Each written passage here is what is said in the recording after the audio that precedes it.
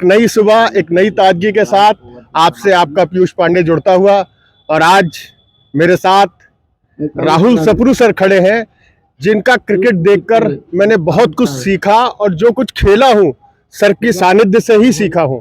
मुझे याद है जब मैं स्पोर्ट्स हॉस्टल कानपुर गया था तो सर रेगुलर नेट्स पे आते थे और सर का बिहेवियर, सर का नेट्स पे बैटिंग करने का तरीका, बहुत कुछ सीखा। राहुल भाई, आपका बहुत बहुत स्वागत है हमारे इस यूट्यूब चैनल पे। और हम बहुत से बच्चे हमसे क्वेश्चन करते रहते हैं, आपने रणजी ट्रॉफी तक का सफ़र तय किया, लेकिन चूंकि आप कानपुर में सीमेंट विकेट्स पे प्रैक्टिस करके आपने अपने क्रिकेट को शुरू किया, तो थोड़ा सा उससे वहाँ की शुरुआत बताइए, कैसे आपने अपना क्रिकेट शुरू किया था। हाँ, मैं तो बहुत छोटेपन से खेल रहा था। सबसे पहले मैं फुटबॉल प्लेयर था, तो फुटबॉल में फिटनेस सबसे इम्पॉर्टेंट होती है। तो बहुत लेटर स्टेज तक भी फुटबॉल खेलता रहा। तो ज़्यादातर छोटेपन में सीमेंट पे खेला, तो सीमेंट में टेक्निक और तो बनने को आ जाती है, लेकिन मैच टेम्परमेंट और वो सब चीज़ें के लिए जो हम लोग देखते हैं तो सीमेंट पे उससे थोड़ा सा प्रॉब्लम होती है, क्योंकि उसमें अच्छा विकेट सीमेंट में रहता है। तो क्रिकेट में आपको डिफरेंट विकेट्स पे प्रैक्टिस करना और जैसा मैच होता है उसके हिसाब से आपको एडजस्ट करना होता है, क्योंकि टर्फ विकेट्स ऐसी विकेट्स हैं जहाँ पर टर्निंग विकेट भी होता है, लो विकेट भी होता है, बाउंस विकेट्स भी होता है। तो डिफरेंट विकेट्स का आपको हैबिचुअल होना चाहिए। तो उसके लिए जैसे भी आप नेट पे प्रैक्टिस करने जाओ तो ये कोशिश करो कि हम एक मैच खेल रहे हैं और उसके हिसाब से ही हम अपने को ढालें। तो मैच टेम्परमेंट, मेरे हिसाब से मैच टेम्परमेंट बड़ा होता है कि आपका प्रैक्टिस सेशन, तो आप प्रैक्टिस में अपने को एज ए मैच की तरह आप ढालिए और आप सक्सेसफुल रहेंगे। राहुल भाई, आपने अपना कैरियर शुरू किया था और आपने अंडर 19 के मैचेस खेले, फिर रणजी ट्रॉफी में आए। वहाँ की कुछ यादगार इनिंग्स आपको याद होगा जरूर आपने। बिल्कुल। तो मैं सबसे पहले अंडर 15 खेला और 15 में सेंट्रल जोन तक खेला। उसके बाद वेरी नेक्स्ट ईयर मैं अंडर 19 में हो गया। 16 साल का था तो 19 में हो गया। 19 खेला, उसमें भी जोन तक खेला, इंडिया नहीं मिल पाया, वो डिफरेंट चीज़ है। लेकिन उसके थर्ड ईयर जब मैं 17 साल का था तो मेरे को 22 में खेलने को चांस मिल गया। मतलब लगातार 3 साल में तीनों ट्रॉफीज पकड़ लिया था। और फोर्थ ईयर मैं अबाउट टू 18 था तो मेरे को रणजी ट्रॉफी में भी पिक कर लिया गया। वो मेरा लक था। लक इसलिए था कि मैं सब बच्चों को यही बताता हूँ कि एक एक्स्ट्रा ऑर्डिनरी इनिंग या आपका एक मैच विनिंग इनिंग जो कि आपको कहां से कहां तक पहुंचा देगी, आपको नेवर नो कि आप कहां से कहां पहुंच जाएंगे। तो ऐसे ही मेरे साथ भी हुआ था कि मैं घर पे प्रैक्टिस करने निकला तो मेरे एक सीनियर्स थे, उन्होंने बोला कि राहुल शीश महल खेलने चलना है तुम्हें। तो मैं बड़ा खुश हुआ। उन्होंने बोला कि भाई मैं उनका नाम भी लेता हूँ, सुनील चतुर्वेदी जी थे हमारे। तो सहारा इंडिया से मैं खेलने आया शीश महल ट्रॉफी। तो उसमें बाय लक मेरे को 11 में खेलने का भी चांस मिल गया, बिकॉज ट्रेन लेट थी और जो दिल्ली से बच्चे आ रहे थे उसमें 2 रिप्लेस करके आ रहे थे, तो उनका नाम नहीं जानते थे। तो मेरे को खेलने का भी मौका मिल गया। तो मैंने उसमें फर्स्ट इनिंग में 88 रन बनाए, सेकेंड इनिंग में 60 रन बनाए। तो उसको देखते ही मेरे को नेक्स्ट ईयर रणजी ट्रॉफी में चांस मिल गया कि आप एक अच्छे बड़े टूर्नामेंट में आपने एक्स्ट्राऑर्डिनरी परफॉर्मेंस किया सेमीफाइनल में, और साथ साथ स्टेट बैंक से भी नौकरी का ऑफ़र मिल गया। तो मैं सबसे यही कहना चाहूँगा कि एक एक्स्ट्राऑर्डिनरी बैटिंग या आपने किसी मैच को जिताया है जो यादगार मैच हो आपका, तो आपको कहाँ से कहाँ पहुँच जाएंगे आपको नहीं पता है। बिल्कुल बिल्कुल।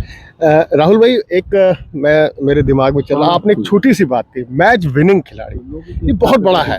इस पे थोड़ा सा बोलिए, क्योंकि बच्चे प्रैक्टिस करते हैं लेकिन मैच विनिंग, क्योंकि मैंने आपको बहुत से मैच जिताते हुए देखा, आपको विषम परिस्थितियों में खड़े देखा और आपने विकेट कभी नहीं थ्रो किया। आपने 10-10, 15-15 रन चेस करने थे, लेकिन आपने, ठीक है मेडन ओवर निकल गया, लेकिन आप खड़े रहे। प्लीज उस पर आप। हाँ, मेरा बैटिंग का जो मेरे फादर थे उन्होंने कभी क्रिकेट नहीं खेला, लेकिन वो हमेशा हम मेरे से यही बोलते थे, तुम्हें जल्दी क्या चीज़ रहती है, लास्ट बॉल तक खेल के आओ। क्या बात है। तो मैं उसको फॉलो करता था। प्लस फिर जब मैं विकेट के अंदर जाता था तो जैसे ही मैं बाउंड्री क्रॉस करता था तो अपने आप से बोलता था कि मेरे को लास्ट बॉल तक खेल के आना है और मैच जिता के आना है। अगर मैं खेल रहा हूँ तो मैच नहीं हार सकते, जब तक मैं खेल रहा हूँ मैच नहीं हारेंगे। ये बात तो ये टेम्पो एक बना के अंदर जाते थे और उसको अप्लाई करते थे। फिर अपने जो सीनियर पार्टनर या जो जूनियर पार्टनर हैं उनको भी गाइड करते करते मैं मैच का जो एवरेज बनाना है, जो भी चीज़ है वो कैलकुलेट करके ही पढ़ता था और कोशिश करता था कि लास्ट मोमेंट तक खेलें और लास्ट बॉल तक खेलें। तो बहुत सारे मैचेस ऐसे ही लास्ट ओवर तक मैंने ले जाए और जीते। तो बहुत खुशी होती है कि मतलब ऐसा टेम्परामेंट एक डेवलप हो गया था। और उसके लिए मैं शुरुआत जब मैंने करी थी तो मेरा टेक्निक मेरी बहुत अच्छी नहीं थी, लेकिन मेरे जो सीनियर थे यूसुफ अली, के.बी. काला, शशिकांत खांडेकर, तो इन लोगों ने मेरी बहुत हेल्प करी एज ए टेक्निक को डेवलप करने के लिए। तो जब एक मैच्योरिटी आ गई तो फिर वो टेक्निक भी अच्छी आ गई और बहुत लॉन्ग टर्म के लिए मैं खेला।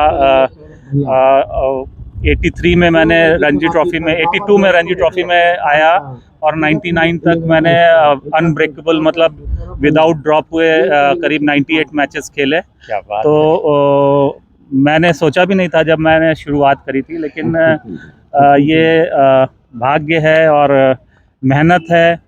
और एक इंसिडेंट मैं बताना चाहूँगा कि मैंने रणजी ट्रॉफी में तो 1800s बनाए हैं जो यूपी के लिए हाईएस्ट है, लेकिन मैंने जो शशि भाई खांडेकर थे उनका एक रिकॉर्ड था 261 रन का यूपी के लिए।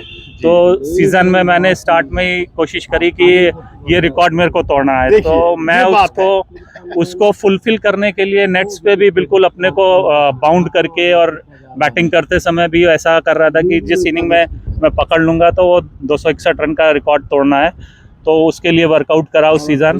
तो 261 तो नहीं तोड़ पाया मैं, लेकिन वो सीज़न में मेरे को 100 बैक मतलब 3 मैच में 300 बनाए मैंने।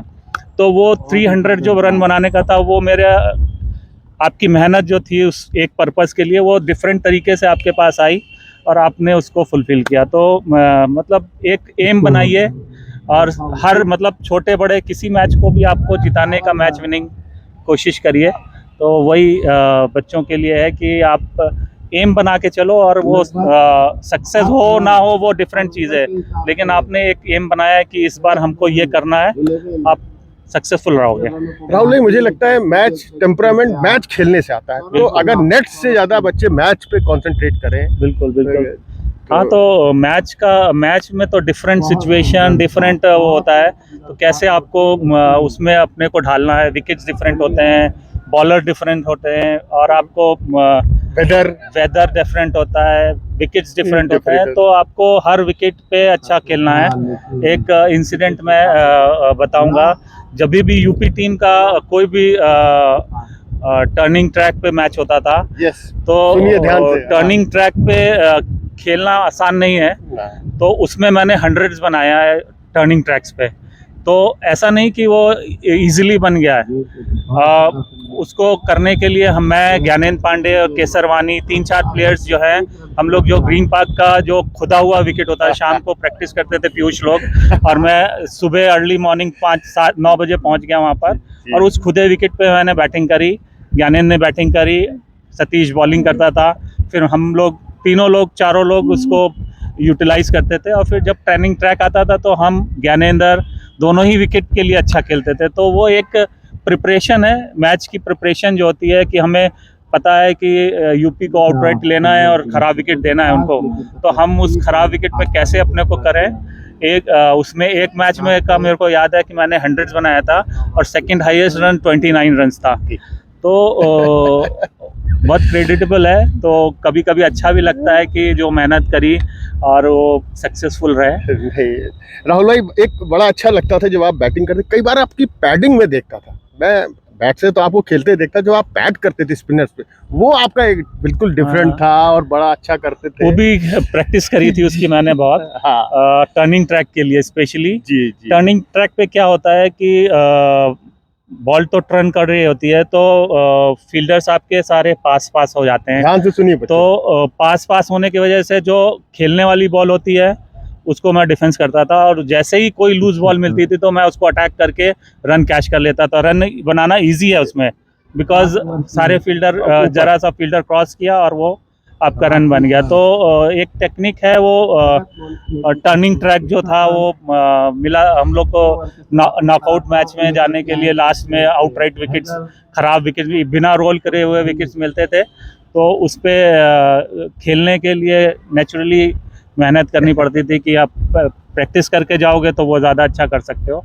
और लेकिन एक चीज़ और भी ध्यान में देता था, मतलब एज ए प्रोफेशनल प्लेयर मैं ध्यान देता था कि कौन सा एम्पायर कैसा जजमेंट देता है।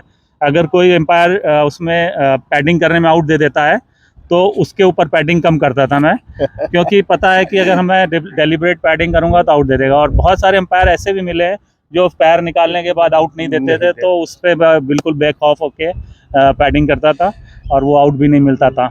राहुल भाई, कुछ मैसेज यंगस्टर्स के लिए, कैसा करें आगे बढ़ने के लिए? कोई कंपटीशन बहुत बढ़ता जा रहा है, अपने को कैसे वो समझे कि मैं खिलाड़ी बन सकता हूँ? थोड़ा सा आप दो शब्द। हाँ, फिटनेस पे जरूर ध्यान देना चाहिए नाउ डेज में। फिटनेस, क्योंकि मैचेस भी बहुत ज़्यादा होने लगे हैं और फिटनेस प्रॉब्लम आने लगी है बच्चों को छोटी सी एज में, तो फिटनेस पे ज़रूर ध्यान दें।